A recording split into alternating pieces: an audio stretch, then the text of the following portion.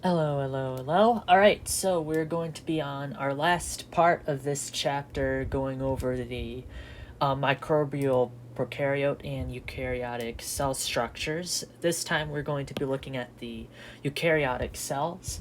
So, the first main aspect of eukaryotic cells are, of course, the organelles. And these are membrane bound. We also have vesicles to transport between the different organelles and other membranes. Right, so the eukaryotic cell also has a cytoplasmic membrane.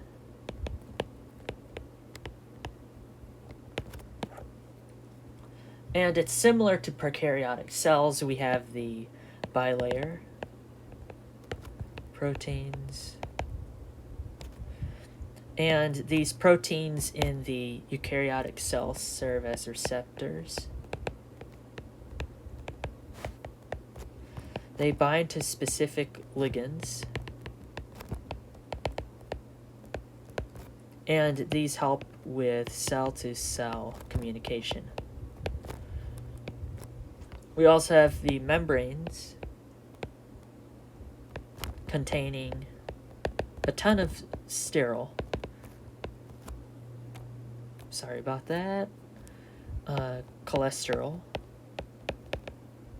And this helps with strength to a fluid structure.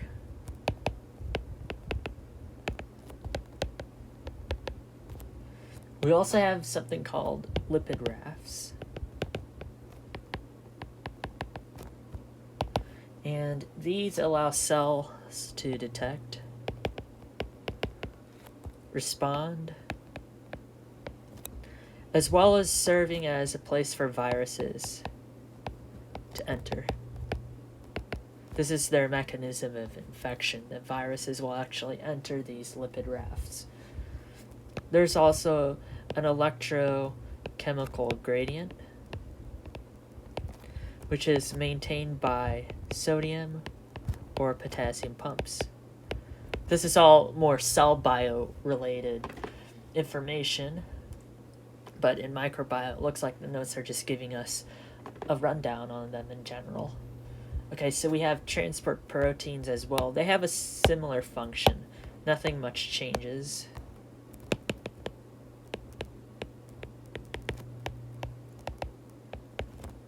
So we have carriers, of course, the channels and aquaporins. But we also have something new in endocytosis and exocytosis.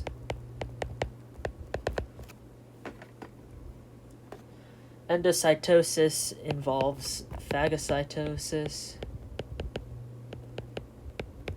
as well as panocytosis. And phagocytosis is cell eating, while panocytosis is the intake of fluids, so this is like cell drinking.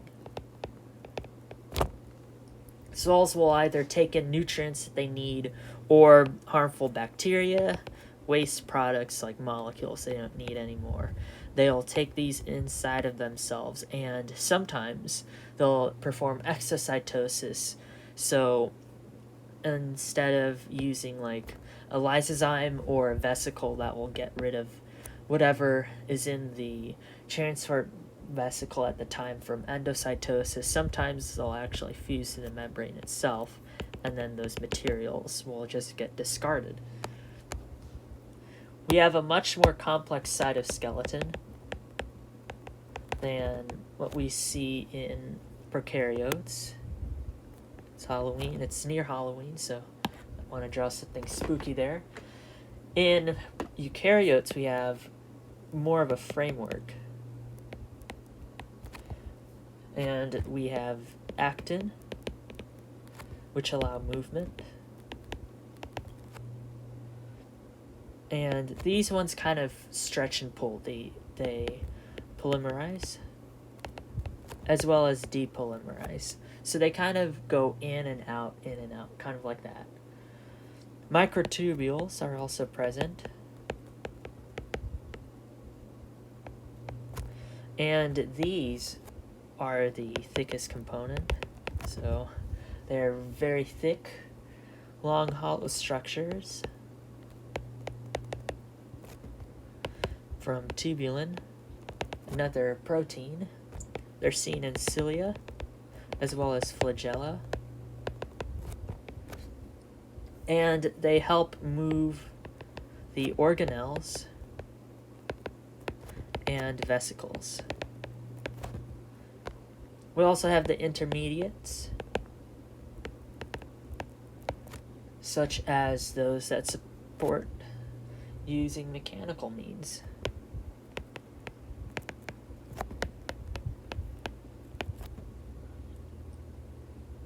Alright, let's go and talk about the cilia and flagella. These are going to have a 9 and 2 formation of their microtubules.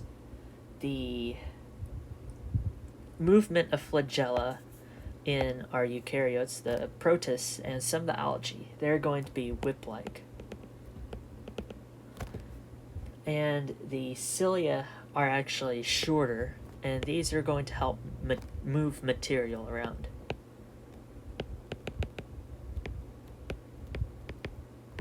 So if a protist was swimming, maybe they have cilia, it's gonna maybe move this sediment away. If they do not like whatever is in the environment, they could use the cilia to kind of move that away from themselves.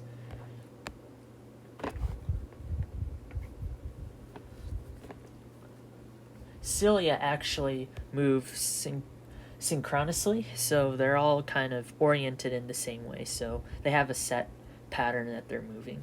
That's something else to note. Alright, let's talk about some of the organelles. This is kind of like the big biology gen bio rundown, but in general, of course, we have the nucleus. We have DNA inside of it. It has 2 membranes. And pores allow RNA out.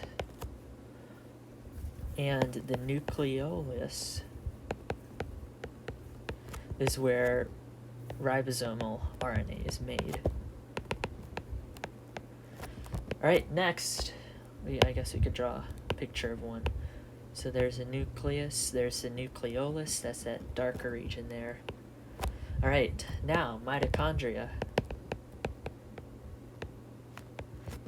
Of course, they're going to be talking about the powerhouse of the cell. It generates ATP. And there's 2 membranes again. But what's unique about this mitochondria, these membranes actually suggest something called the endosymbiont theory. More on that later. It's a pretty interesting one if you're interested in like evolution as well as the history of life. That is a very interesting concept. The matrix itself has DNA, 70S ribosomes, which are only found in prokaryotes and bacteria, so this plays into our endosymbiont theory. Another organelle that's kind of part of the endosymbiont theory, which we'll get into soon, are chloroplasts, which are found in some of the algae, as well as some plants, but since this is microbio, we're going to be focused on algae. And again, this is for photosynthesis. They use light to generate ATP. We won't go over the whole mechanism and pathway in this video, but basically ATP is used to convert CO2 into sugar. They also contain DNA as well as 70S ribosomes. as well as 2 membranes. And we should note that when we say membrane in both the mitochondria and the chloroplasts, kind of like that, we're talking about the lipid bilayer. All right, now let's talk about the endosymbiotic theory. Let's go down here.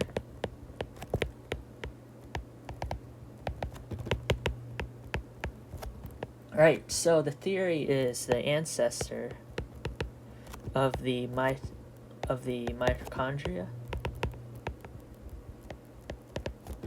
and chloroplast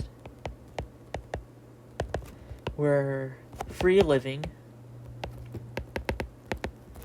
bacteria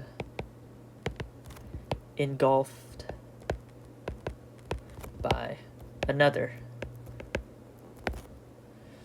So they're engulfed by this heterotrophic bacteria species, and they have this symbiotic relationship as seen in symbiont. They have indispensable relationships. For example, the mitochondria bacteria needed protection, while the larger cell needed energy. So there's a symbiosis between each other. The endosymbiote, so the bacteria that was once just free living but now are mitochondria, they lose their cell wall. All right, evidence. Let's talk about evidence. We have evidence here reviewed by the FBI, the DOJ, all of them. So, mito and chloro both have DNA for 70S ribosomes. Again, ribosomes, the 70S are for prokaryotes only. There's a double membrane, and their division, when the cell is going under mitosis or something like that, they actually divide independently. The mitochondria and chloroplasts go through binary fission.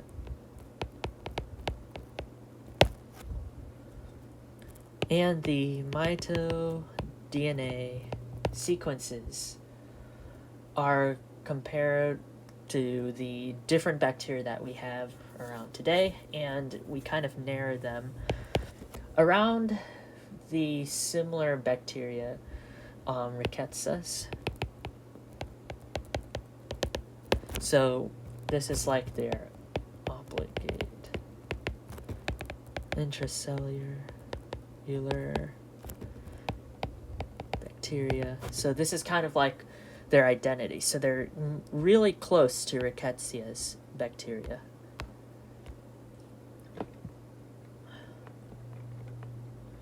Other organelles that aren't part of the endosymbiont theory, but they are present in our eukaryotic organisms, are of course the ER, the rough one, makes proteins due to all those ribosomes on it.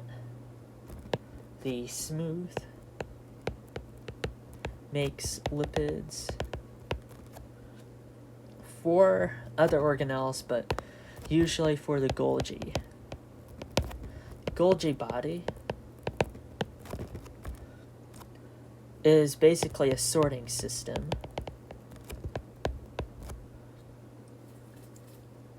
And it has a bunch of these flattened, membrane-bound compartments inside of it.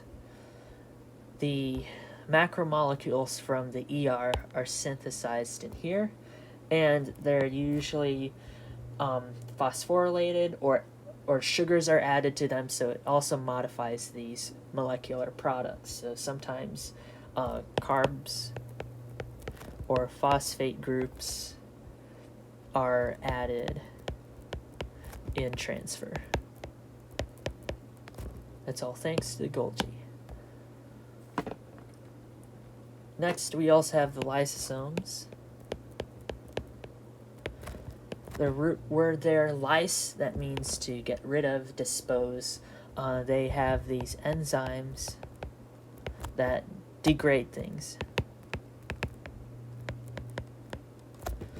So they could destroy the cell, actually,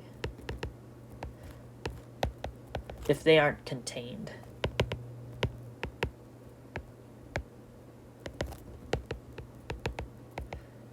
So they're very powerful, these enzymes in there. Endosomes and phagosomes. Again, phagocytosis. That's talking about our endocytosis, one of our methods of endocytosis, taking in bacteria or unwanted products or necessary nutrients. It could be any of those when we're talking about endocytosis. The ones that are unneeded, or the materials or bacteria that need to be destroyed, are taken in from the fusing of the endosomes and the phagosomes with the lysosomes.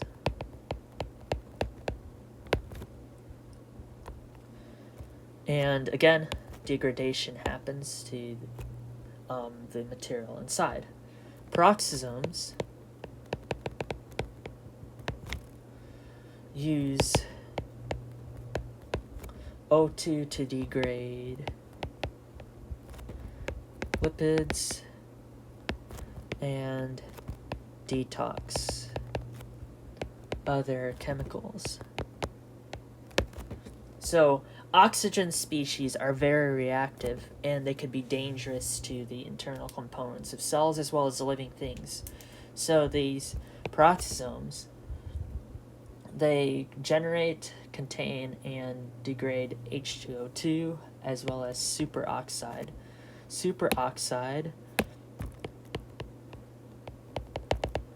is basically an oxygen molecule, and it has like a negative charge. I forgot the actual formula, but they target hydrogen peroxide and the superoxide.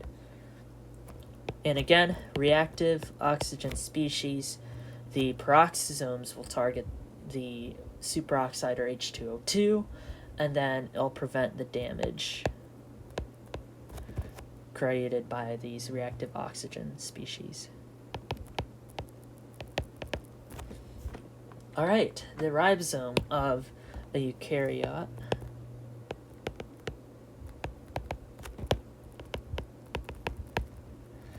is much different in its rating in the Svedberg units. The cytoplasmic ribosome of a eukaryote is 80S, made from the 60S subunit as well as the 40S subunit. In prokaryotes, remember we had the 70S made by, I think it was 50 and 30, yeah. We had 70S made by 50S and 30S, so there's another interesting difference when you're looking at eukaryotes versus prokaryotic species. We have the 80S, while the prokaryotes have 70S. Alright, well, that's going to be all for that chapter on the structures of prokaryotes and eukaryotes. Thanks so much for tuning in. Please have a good day and do something nice for someone.